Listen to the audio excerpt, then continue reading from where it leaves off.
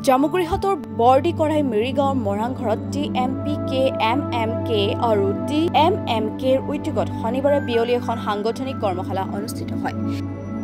এই সাংগঠনিক কৰ্মশালাখন শুভাৰম্ভ কৰে MMK কেন্দ্ৰীয় সদস্য পদেশ্বৰ মিলিয়ে। অনুষ্ঠানটিৰ মুখ্য অতিথি হিচাপে অংশগ্ৰহণ কৰি TMPKৰ কেন্দ্ৰীয় সভাপতি তিলক দলৈ সাংগঠনিক দিশত তত্ত্বগধুৰ মন্তব্য আগবঢ়োৱাৰ লগতে MMK কেন্দ্ৰীয় সম্পাদক পুৰুষোত্তম দলে তাৎপৰ্যপূৰ্ণ মন্তব্য আগবঢ়ায়। অনুষ্ঠানটিত বিশিষ্ট অতিথি হিচাপে অংশগ্ৰহণ কৰে TMPKৰ কেন্দ্ৰীয় প্ৰচাৰ সম্পাদক দিগ্বিজয় দলে, শোণিতপুৰ জিলাৰ TMPKৰ সভাপতি ৰাজীৱ পেগু,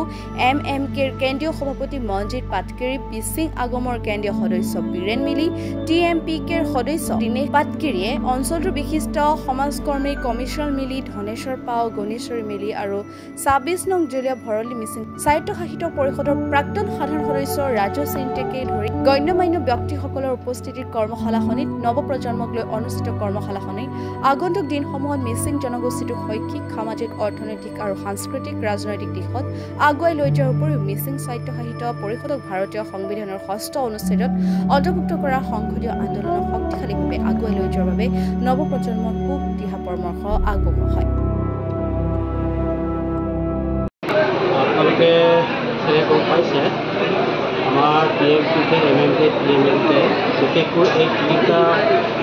সংগঠনৰ তথ্য উদ্যোগত যিখিনি জাতীয় উত্তৰণৰ স্বাৰ্থত, জাতীয় নিৰাপত্তাৰ স্বাৰ্থত, স্বাভিমানৰ স্বাৰ্থত যিখিনি সংগ্ৰাম অব্যাহত জাৰি আছে আৰু এতিয়া আজিৰ এই মুহূৰ্তত আজিৰ যিখন কৰ্মশালা, এই কৰ্মশালাটোত আচলতে আমাৰ কৰ্মীসকলক, কৰ্মী বাহিনীক বা নেতৃত্বক পুনৰ এই অৰিয়েণ্টেশ্যন কেম্প দিয়া হৈছে যে সমাগত দিনবোৰত আমি সংগ্ৰামৰ কাৰ্যপন্থা কেনেধৰণে হাতত ল'ব লাগে, কেনেধৰণে আমাৰ যি সংগ্ৰাম আমি অব্যাহত ৰাখি বা শক্তিশালী কৰি আমি আগলৈ লৈ যাব লাগে, আমাৰ যিটো লক্ষ্যস্থানত আকৌ উপনীত হ'ব পাৰোঁ। তাৰ কাৰণে আজি আমাৰ অসমৰ ব্যক্তি হিচাপে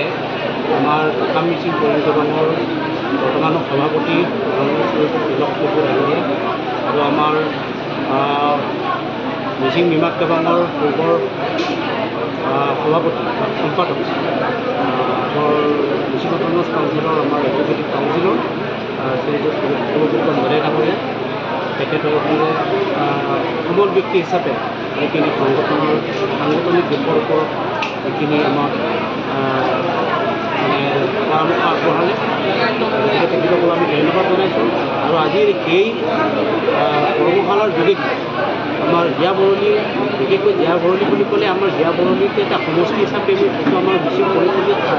২৬খন পৰিষদীয় সমষ্টি। আগতে জীয়া বৰণী আছিলে, কিন্তু এতিয়া আমাৰ ভুৰলি ২৮খন ভুৰলি। গতিকে এইটো আমাৰ সাংগঠনিক জিলা হিচাপে আমি শোণিতপুৰ বুলি কোৱা হয়। তাতে আমাৰ ইতিমধ্যে এই শোণিতপুৰৰ পৰা দুবাৰখন আপোনালোকে গম পায়, এতিয়া শোণিতপুৰ আৰু বিশ্বনাথ হ'ল এই আমাৰ শোণিতপুৰ সংগঠনৰ মেজৰিটি সংখ্যক মানে হেৰিটোৱে হ'ল মানে বিশ্বনাথ। সেইকাৰণে বিশ্বনাথত আমাৰ ২৭ নং লোহিতপুৰ সমষ্টি আছিল, তাতো আমাৰ দুবাৰখন মানে এটা সমষ্টিৰ সৃষ্টি হ'ল, আমাৰ লোহিতপুৰ সমষ্টি আৰু মানে বড়ো সমষ্টি বুলি এটা সমষ্টিৰ সৃষ্টি হ'ল। গতিকে এই এণ্টায়াৰ এৰিয়া যিখিনি আমাৰ সাংগঠনিক স্থিতি, সেই সাংগঠনিক স্থিতি অধিক সবল আৰু সক্ৰিয় কৰাৰ অৰ্থে আজি এই কৰ্মশালাখন অনুষ্ঠিত কৰা হৈছে আৰু বহুমূলীয়া সাংগঠনিক দিশ মানে নিৰ্দেশনা দিয়া হৈছে। গতিকে মই আশা কৰোঁ অনাগত দিনত আমাৰ কৰ্মী বাহিনীয়ে সমাগত বিশেষকৈ আমাৰ পঞ্চায়ত নিৰ্বাচন, আমাৰ যিখিনি সংসদীয় সংগ্ৰাম, আমি সমাগত যিটো আমাৰ স্বায়ত্তশাসিত পৰিষদ নিৰ্বাচন দিছোঁ, পিছত আমি উপযুক্ত হ'ম বুলি আজি টাকাম মিচিং কৰিমগেবাং আৰু মিচিং নিমাত কেবাং আৰু টাকাম মিচিং নিমাত কেবাঙৰ নেতৃত্বত আমাৰ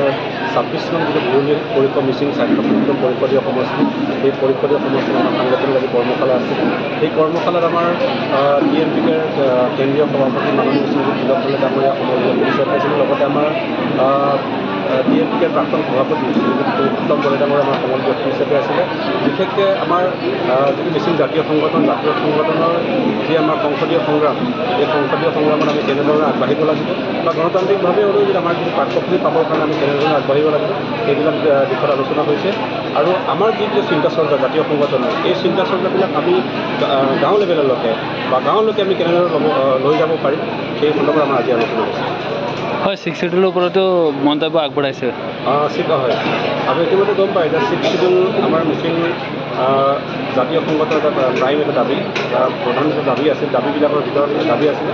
কিন্তু আমি এতিয়া গম পাইছোঁ যে আমাৰ যোৱা বছৰ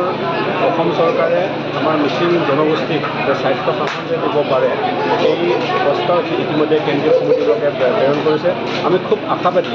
আমাৰ ত্ৰিপাক্ষিক যি বৈঠক আমাৰ মিচিং জাতীয় সংগঠন আৰু অসম চৰকাৰ আৰু ভাৰত চৰকাৰৰ মাজত খুব কম সময়ৰ ভিতৰত এটা আলোচনা হ'ব বুলি আমি আশাবাদী